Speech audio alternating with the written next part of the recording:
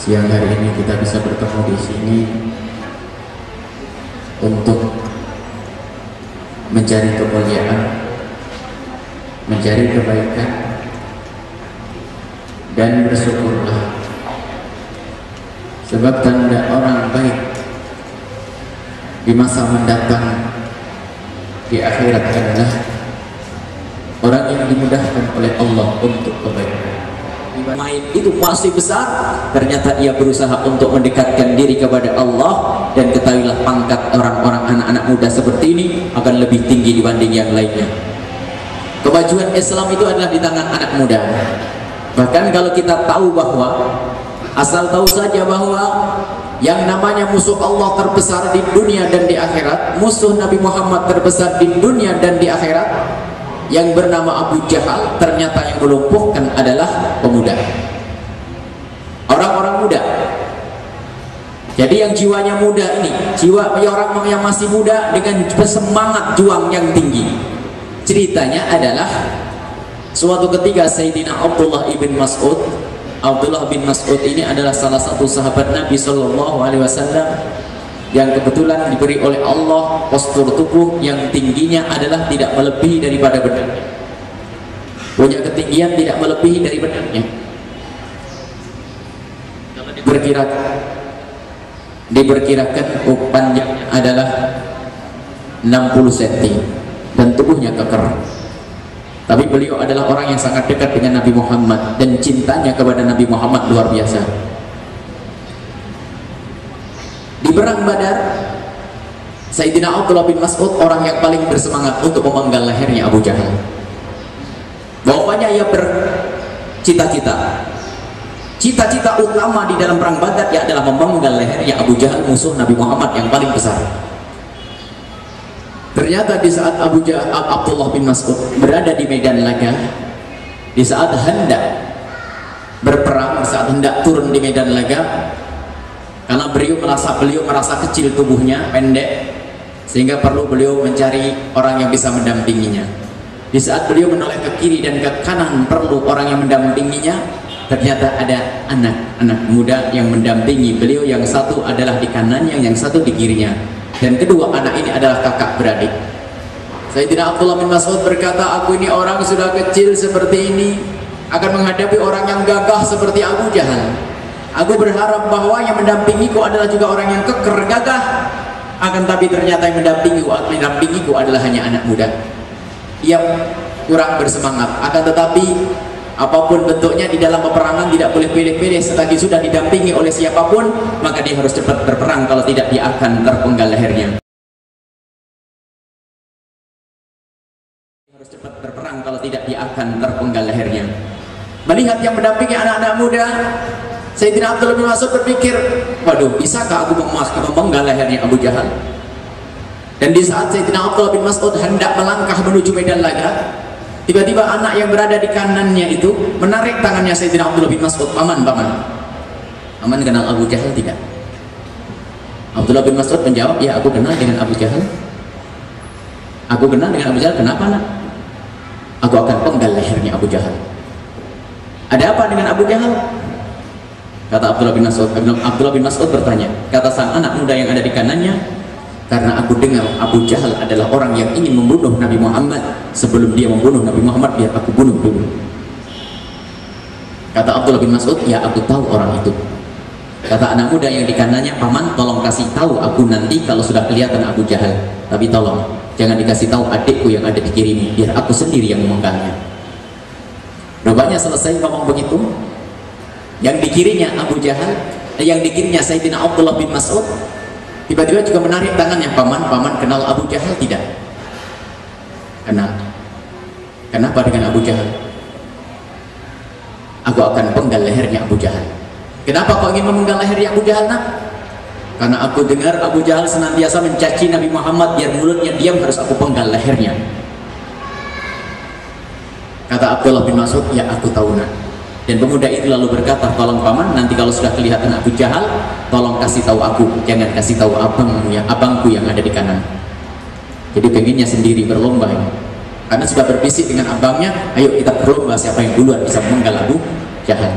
Benar, di saat berada di medan laga, dari kejauhan terlihat kuda yang paling bagus dengan penunggang kuda yang sangat gagah, dengan baju yang sangat bagus, dengan kelebatan pedang yang sangat luar biasa. Sudah ketahuan bahwasanya itu adalah pembesarnya. Semakin dekat baru jelas, kata Abdullah bin Mas'ud, itu dia Abu Jahal. Kemudian seketika itu Abdullah bin Mas'ud berkata, wahai kedua anak muda, itu dia orang yang cari. Mendengar seruan seperti itu, dua anak ini tiba-tiba meluncur, disebutkan dalam sejarah seperti meluncurnya dua anak panah yang berebut mangsa, terus mendekat kepada Abu Jahal. Dan Abu Jahal yang gagah itu dilompat, dikejar, dipukul, sampailah Abu Jahal terjatuh dari kudanya. Dan saat itu pun Abu Jahal tidak bisa berbuat apa-apa. Tapi anak muda masih belum bisa memenggal lehernya. Dari kejauhan Abdullah bin Mas'ud terheran-heran, oh luar biasa benar anak-anak muda ini, oh hebat. Kemudian mendekatlah Sayyidina Abdullah bin Mas'ud melihat dua anak yang memukuli Abu Jahal. Seketika itu Abdullah bin Mas'ud melompat dan langsung jatuh di dadanya Abu Jahal. Karena saat itu anak-anak muda ini belum bisa memenggal lehernya, karena belum pengalaman menggal lehernya orang. Kata Abdullah bin Mas'ud, biar aku yang memenggalnya. Baik paman, penggal lehernya. Oh. Setelah itu Abdullah bin Mas'ud mengambil pedangnya dan ditusukkan.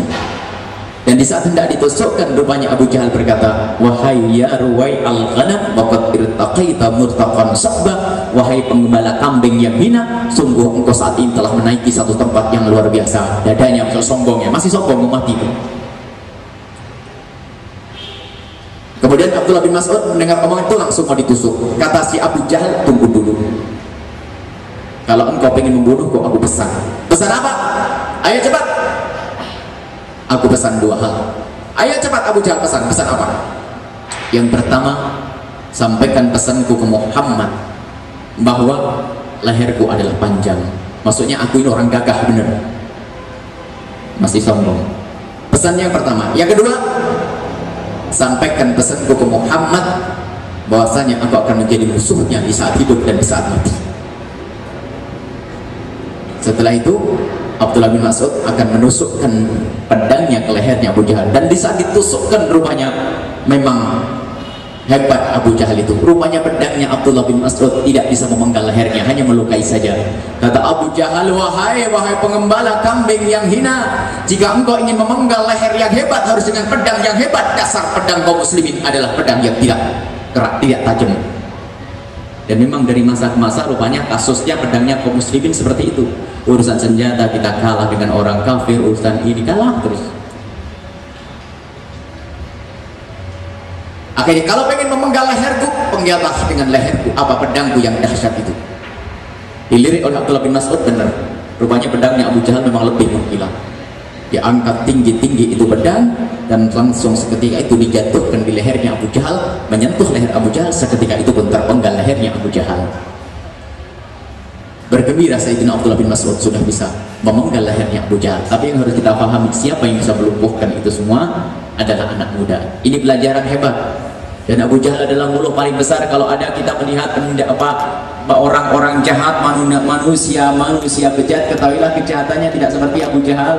Lihat pesannya Abu Jahal. Setelah itu kepalanya Abu Jahal dibawa oleh Abdullah bin Mas'ud kepada Rasulullah. Dan di saat kepala dijatuhkan kepada Rasulullah, ya Rasulullah, ini musuh besarmu sudah aku penggal. Nabi Muhammad mengucapkan terima kasih. Tapi ada pesan ya Rasulullah untukmu. Pesan apa? Ia berpesan yang pertama, ya Rasulullah, bahwa agar aku sampaikan kepadamu kalau lehernya itu panjang, kalau dia itu orang gagah. Nabi Muhammad hanya bisa berkata, subhanallah, mau mati masih sombong. Apa pesan yang kedua? Pesan yang kedua, ya Rasulullah, agar aku sampaikan kepadamu bahwa dia akan menjadi musuhmu di saat hidup dan di saat mati. Nabi Muhammad terkaget, Allahu Akbar, Fir'auni akbar min Fir'aun Musa. Fir'aunku Allah maha besar, Fir'aunku lebih gede daripada Fir'aunnya Musa. Fir'aunnya Nabi Musa di saat tenggelam di Laut Merah menjerit, wahai Musa, aku tobat, aku tobat, aku tobat. Ini Abu Jahal mau mati masih menantang, aku akan menjadi musuh Muhammad di dunia dan di akhirat. Allahu Akbar. Ini adalah musuh besarnya Nabi Muhammad SAW. Ternyata yang bisa menghancurkan siapa? Anak muda. Dan dipenggal oleh Sayyidina Abdullah bin Mas'ud. Ini adalah cerita yang kami hadirkan. Tapi kami ingin membidik satu makna, bahwa yang bisa menjaga agama Nabi Muhammad, kebesaran Islam ini adalah anak-anak muda. Kebejatan, kerusakan ini adalah diprakarsai oleh anak-anak muda. Akan tapi jika anak-anak muda ini bisa menjaga kehormatan, yang wanitanya menjaga kemuliaannya, yang lakinya menjaga wanitanya, maka ketahuilah Islam akan jaya, Islam akan menang. Ketahuilah wahai adik-adik putriku dan adik-adik putraku yang aku cintai, musuh-musuh Allah itu, musuh-musuh Islam dari masa ke masa, biarpun senjatanya lebih hebat, lebih dahsyat, sudah dibuktikan bahwa mereka memerangi umat Islam dengan senjata tidak bisa. Mereka tidak bisa menang dengan senjata. Di Indonesia yang sudah 350 tahun dengan senjata yang lebih dahsyat, lebih hebat, ternyata mereka harus hengkang meninggalkan bumi pertiwi. Dan dimanapun berada, mereka menyadari bahwa memerangi umat Islam tidak bisa dengan senjata, biarpun senjata mereka lebih hebat dan mereka lebih dahsyat, tapi ternyata tidak ada cerita bahwa mereka menang dalam peperangan. Akan tapi senjata yang mereka hadirkan adalah merusak moral bangsa kaum muslimin melalui wanitanya. Inilah yang dilakukan oleh musuh-musuh Allah saat ini. Wahai adik-adik putriku yang kami cintai, ketahuilah Anda adalah dididik oleh mereka. Mereka ingin menjadikan Anda, adik-adik putriku, seperti mereka, seperti wanita-wanita mereka yang murah, wanita-wanita mereka yang rendah, wanita-wanita mereka yang tidak pernah dimuliakan baik di dalam rumah atau di luar rumah. Coba diperhatikan, kalau di dalam Islam Anda dimuliakan, mereka ingin membawa Anda kepada kehinaan seperti mereka. Maka jangan sampai Anda terpengaruh gaya hidup mereka dengan budaya mereka, cara makannya orang barat, berpakaian cara mereka, macam-macam. Sudah terlalu gandrung dengan dunia barat, padahal wanita di sana menjerit karena dihinakan di dalam rumah tangganya. Ketahuilah bahwa wanita muslimah, wahai adik-adik putraku, kita harus bisa memuliakan adik-adik putri kita, dan kita harus bisa memuliakan kakak-kakak perempuan kita. Di dalam Islam wanita itu sangat dimuliakan. Wahai adik-adik putriku, fahamilah makna ini. Ketahuilah di dalam Islam itu kalau ada seorang wanita terlahir, mereka bangga karena didampingi oleh seorang bapak dan seorang ibu. Seorang wanita yang hamil itu sendiri, masya Allah, di dalam Islam dia harus merawat kandungannya saja, dan sang suami mencari nafkah. Itu yang ada di dalam Islam. Akan tapi ketahuilah di dunia kafir sana, Allah kalau sudah lagi bermesraan bercinta seperti kucing, semua orang tahu. Giliran kucing betinanya bunting, kita tidak mengatakan hamil bagi yang tidak mulia. Di saat kucing betinanya bunting, ditinggal begitu saja. Lihat, tahu kucing kalau lagi bermesraan semua satu kampung kedengaran war-wer begitu. Lihat orang barat juga begitu, orang kafir begitu, di pinggir jalan ciuman di sana, rendah itu semuanya, boncengan sana sini, kemesraannya ditampakkan di pinggir jalan, di tengah. Akan tapi ternyata mereka adalah tidak mesra yang sesungguhnya. Giliran perempuan yang sudah mulai ada isinya di dalam perutnya, mereka sudah berpikir bagaimana aku meninggalkannya. Sehingga terbukti kita punya teman yang ada di sana. Jadi setiap saat ada problem, wanita hamil tidak didampingi oleh laki-laki. Kalaupun ada laki-laki yang mendampinginya karena ada maksud, masih bisa diharap dia punya kekayaan yang bisa dikeruk. Sehingga penilaian kemuliaan pada wanita kafir sana itu ada dua. Kalau dia cantik bisa dijual, atau punya duit bisa membayar. Itu saja. Ini kemuliaan di wanita kafir, wanita barat itu adalah kalau dia cantik bisa dijual dengan kecantikannya, atau dia punya uang bisa membeli. Selain itu tidak. Yang tidak punya kecantikan dan tidak punya uang tidak punya bagian untuk seperti itu. Nah, ini di negeri-negeri kafir yang tidak kenal ajaran Nabi Muhammad.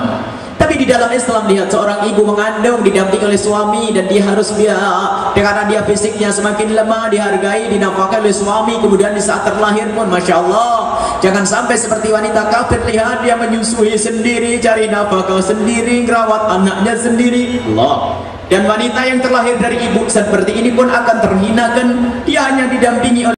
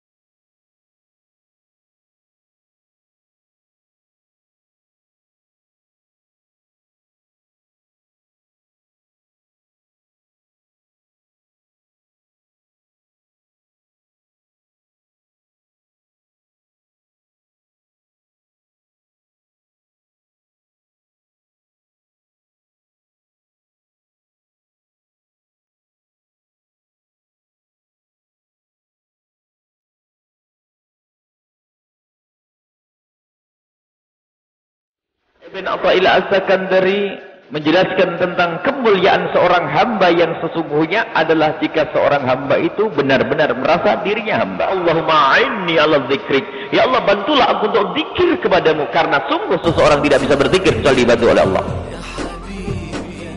Berdoalah karena engkau memenuhi permintaan Allah. Jangan berdoa untuk memenuhi permintaanmu. Panjangkan umur kami dan umur mereka semua dalam ketaatan serta sehat walafiat, dan berikan kepada kami semua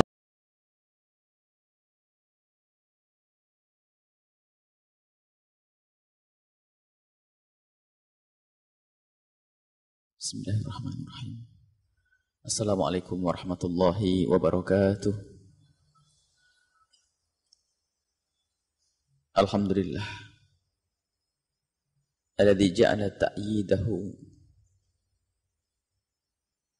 ma'al jama'ati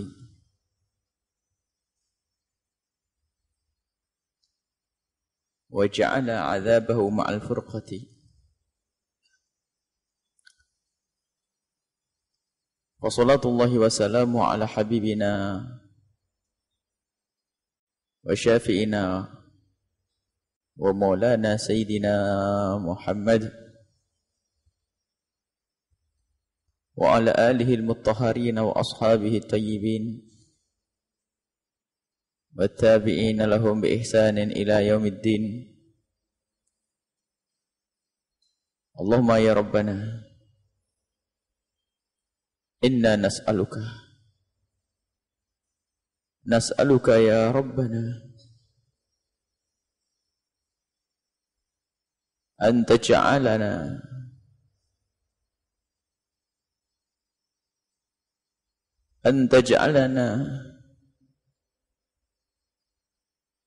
minal mu'minina haqqan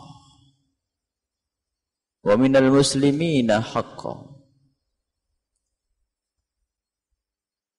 wa inna na'udzubika ya Rabbana minadh dhalalati waz-zayhi wal bid'ati.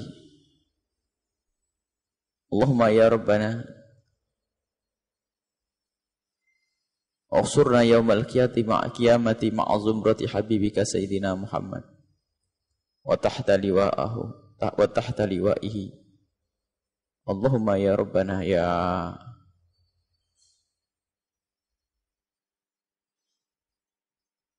ya satirul uyub bisturil uyub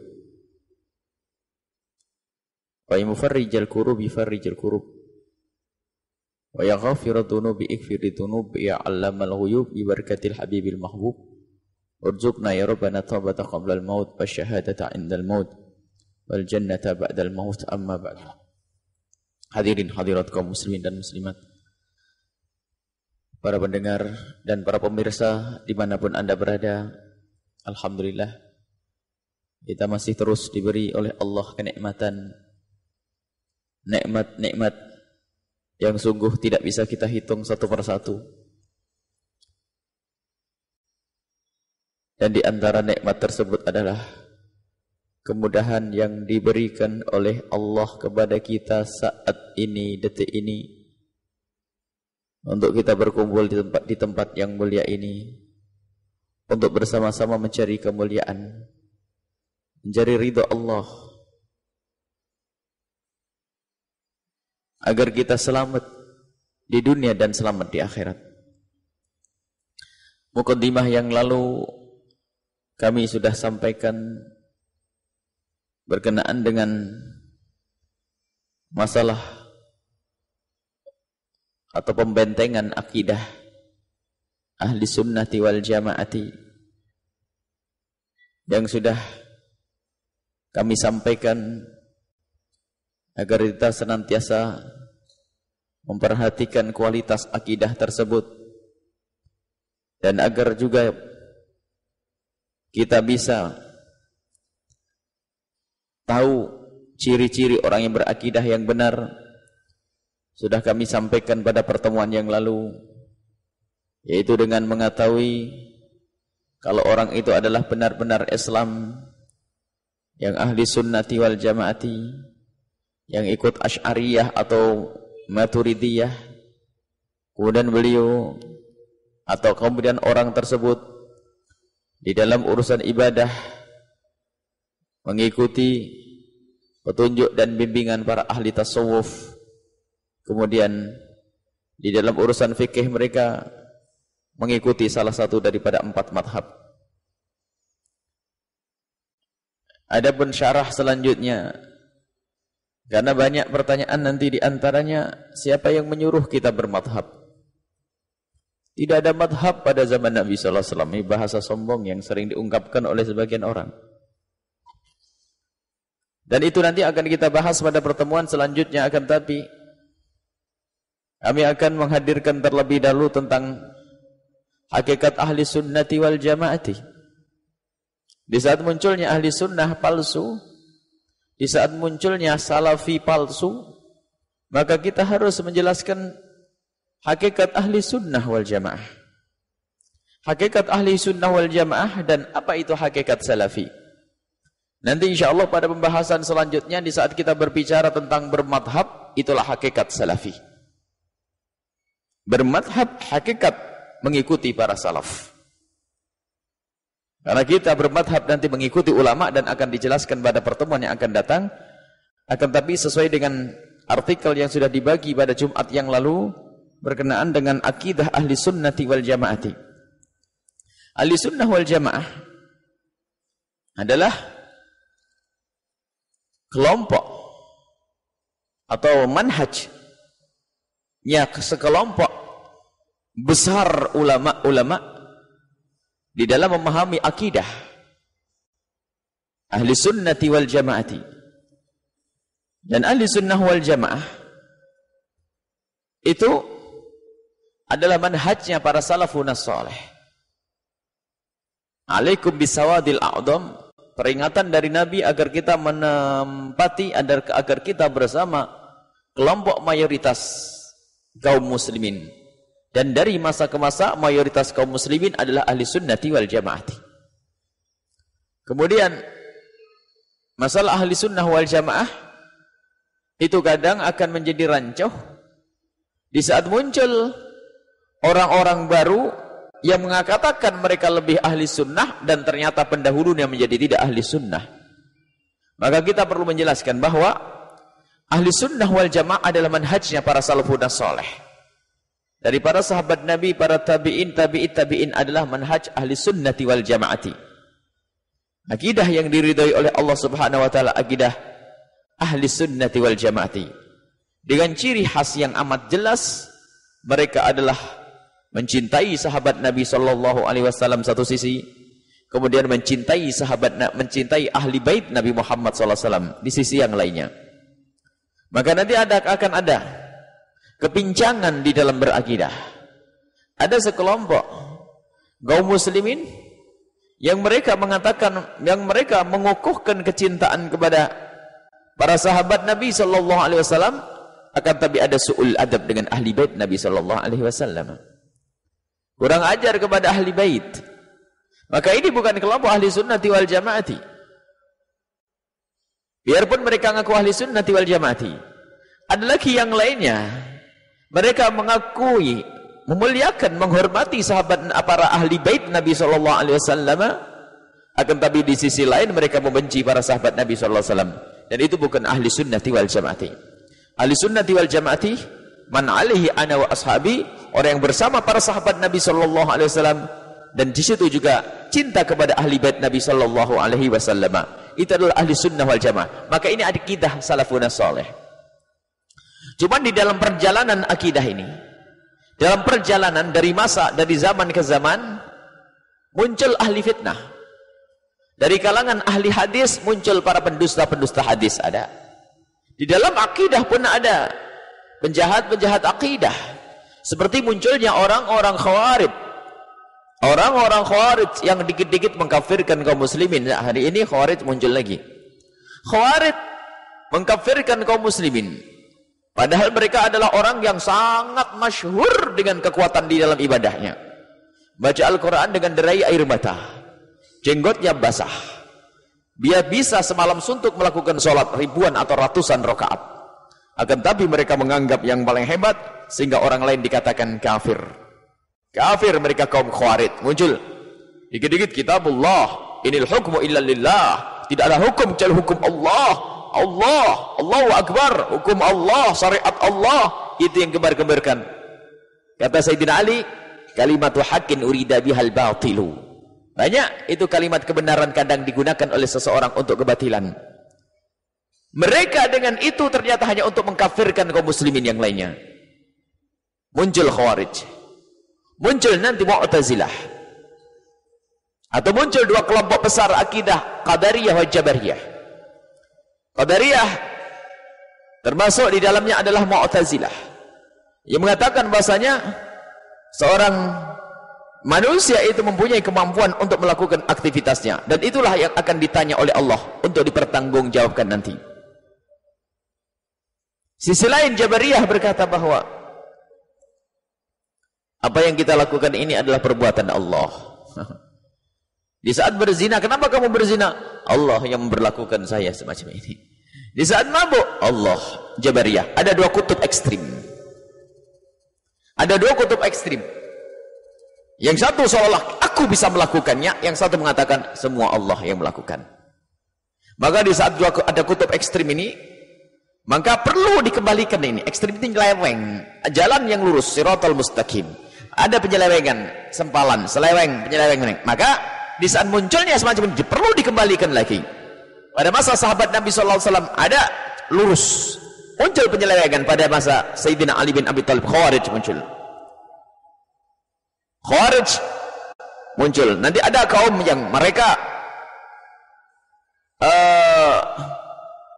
membenci sahabat Nabi SAW dari kaum Syiah. Mereka mulai muncul saat itu yang berdusta, padahal mencintai ahli bait adalah kewajiban semuanya. Akan tapi memelintir cinta ahli bait Nabi SAW, akan tapi dimasukkan di dalamnya ternyata pendustaan dan pencercaan, pencelaan terhadap sahabat Nabi SAW. Nah ini muncul.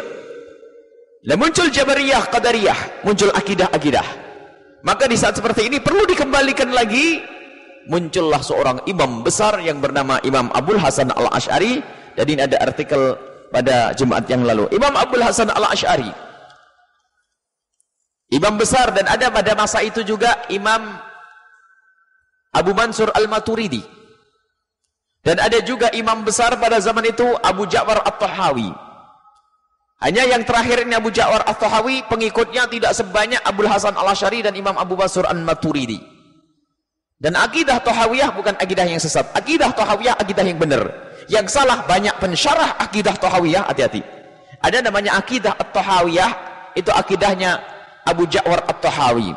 Dan Abu Ja'far At-Tahawi itu adalah pengikut setia madhabnya Imam Syafi'i, akhirnya keluar dari madhab Syafi'i menjadi madhab Imam Abu Hanifah radhiyallahu anhu. Abu Ja'far At-Tahawi orang sangat alim di dalam ilmu akidah. Beliau punya akidah Tahawiyah. Kami punya kitab tersebut, akidah Tahawiyah. Tetapi yang mensyarahi akidah Tahawiyah ini banyak yang nyeleweng. Ada pensyarah akidah Tahawiyah banyak yang gak karu-karuan. Nah bersamaan itu ada Imam Abul Hasan Al-Asy'ari dan Abu Mansur Al-Maturidi. Beliau menyebarkan akidah ahli sunnati wal jamaati, memangkas bid'ah akidah, memangkas fitnah akidah tersebut. Dikembalikan di saat membelajar, dikembalikan kepada akidah salafun saleh. Maka akidah Asy'ariyah adalah akidah salafun saleh. Akidah Maturidiyah akidah salafun saleh. Kaum Maturidiyah banyak muncul di daerah India sana. Adapun Asy'ariyah hampir di penjuru dunia.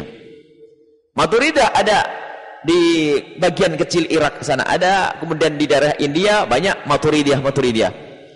Adapun Asy'ariyah khususnya mayoritas yang ada di Indonesia, Malaysia, terus Thailand, terus kemudian di Mesir, di Maroko dan seterusnya, itu mereka adalah mengikuti akidah ahli sunnati wal jamaati Asy'ariyati. Adapun Abul Hasan Al-Asy'ari, beliau itu adalah berguru dengan gurunya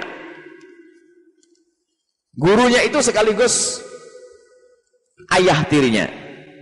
Jadi guru beliau, gurunya Imam Abul Hasan Al-Asy'ari itu adalah ayah tirinya, seorang imam Mu'tazilah yang sangat agung pada masa itu. Jadi Abul Hasan Asy'ari berguru dengan Al-Jubai, itu gurunya. Al-Jubai gurunya mengajari sampai Imam Abul Hasan Asy'ari menjadi imam di dalam akidah Mu'tazilah. Allah. Imam Mu'tazilah itu mengedepankan dialog mantek, akli, logika. Dan kelebihan kaum Mu'tazilah waktu itu bisa memangkas orang-orang di luar Islam, menjelaskan dengan dialog, cara dialog mereka. Akan tapi ada beberapa pemikiran yang dicermati oleh Abul Hasan Asy'ari tidak sesuai dengan manhajnya para salafun saleh, maka akhirnya Imam Abul Hasan Asy'ari setelah menjadi imam di dalam akidah Mu'tazilah keluar di usia yang 40 tahun dan mengumandangkan di mimbar dan berkata, aku lepas jubahku ini seperti aku melepas akidah Mu'tazilah dan aku kembali kepada akidah salafun saleh. Jadi Imam Abul Hasan Asy'ari mempunyai dua masa kehidupan. Yang pertama, hidup bersama kaum Mu'tazilah. Dan akidah Mu'tazilah itu berkuasa. Ketahuilah kebenaran adalah akan muncul pada waktunya. Akidah Mu'tazilah itu bersama Daulah Abbasiyah selama hampir 700 tahun. Akan tapi pun akhirnya hilang begitu saja. Sampai hari ini pun tidak banyak ditemukan. Dan Mu'tazilah masih ada sampai hari ini, khususnya di Yaman Utara sana. Kalau kita tahu bahasanya ada sekelompok akidah Zaidi yang pengikut Imam Zaid bin Ali sampai hari ini, mereka di dalam berakidah lebih dekat kepada akidah Mu'tazilah. Bahkan akidah Mu'tazilah saat ini diterjemahkan oleh kelompok Zaidiyah. Dan Mu'tazilah tidak dikatakan kafir. Akan tapi ada pemikiran-pemikiran yang salah. Imam Ghazali dalam Munqidh min adh-dhalalnya mengatakan bahasanya orang Mu'tazilah bukan kafir, dan memang akidah kita bukan akidah mengkafirkan. Akan tapi Mu'tazilah banyak kesesatan-kesesatan sehingga Imam Abul Hasan Asy'ari perlu untuk menjelaskan dan keluar dari akidah Mu'tazilah.